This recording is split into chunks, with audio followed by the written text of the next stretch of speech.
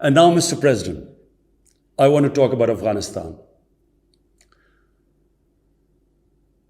The current situation in Afghanistan, for some reason, Pakistan has been blamed for the turn of events by politicians in the United States and some politicians in Europe.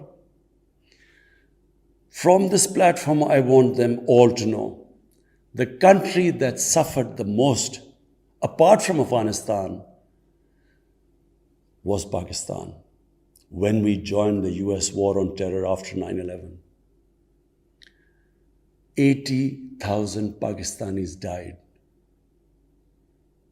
$150 billion was lost to our economy. There were 3.5 million internally displaced Pakistanis. And why did this happen? In the 80s, Pakistan was a frontline state in fighting against the occupation of Afghanistan. Pakistan and the United States trained mujahideen groups to fight for the liberation of Afghanistan. Amongst those mujahideen groups were Al-Qaeda, were various groups from all over the world. There were mujahideen, Afghan mujahideen. These were considered heroes. President Ronald Reagan invited them to White House in 1983. And according to news items, he compared them to the founding fathers of the United States. They were heroes. Come 1989, the Soviets leave. So do the Americans, abandon Afghanistan. Pakistan was left with 5 million Afghan refugees. We were left with sectarian militant groups which never existed before.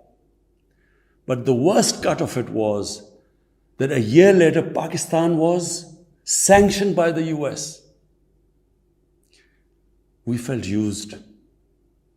Fast forward 9/11, Pakistan is needed again by the US because now their US-led coalition is now invading Afghanistan, and it could not happen without Pakistan providing all the logistical support. What happened after that?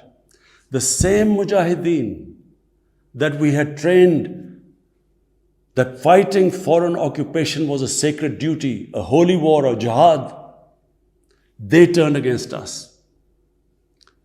We were called collaborators. They declared jihad on us. Then all along the tribal belt bordering Afghanistan, the Pakistan semi-autonomous tribal belt, where no Pakistan army had been since our independence, they had strong sympathies with the Taliban, Afghan Taliban, not because of their religious ideology, but because of Pashtun nationalism, which is very strong.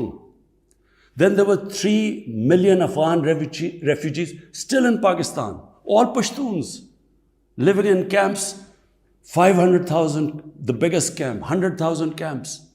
They all had affinity and sympathies with the Afghan Taliban. So what happened?